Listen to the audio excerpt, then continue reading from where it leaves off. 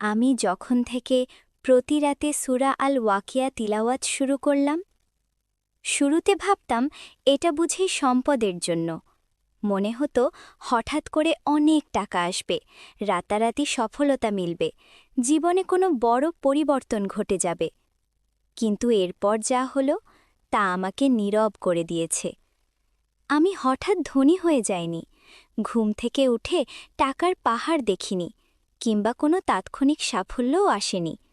বরং এর চেয়েও অনেক বেশি মূল্যবান কিছু ঘটেছে। আমি টাকা নিয়ে দুশ্চিন্তা করা বন্ধ করে দিয়েছি।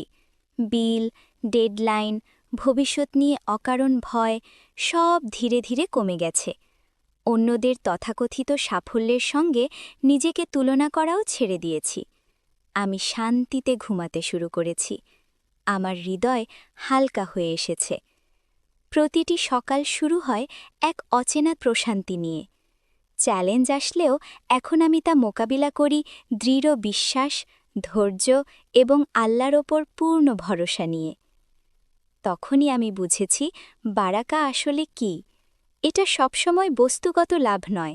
অনেক সময় সবচেয়ে বড় নিয়ামত হল আল্লাহ যা দেন আমাদের হৃদয়কে, শান্তি, সন্তুষ্টি আর নির্ভরতা।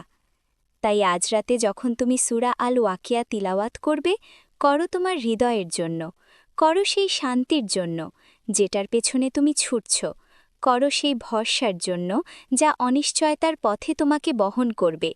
নিয়ত নিয়ে, মনোযোগ দিয়ে, আশার সাথে তিলাওয়াত করো, আর দেখো কিভাবে ধীরে ধীরে নিঃশব্দে আল্লাহ তোমার দুশ্চিন্তাগুলোকে তোমার হৃদয়ের বারাকাতে রূপান্তর করে দেন।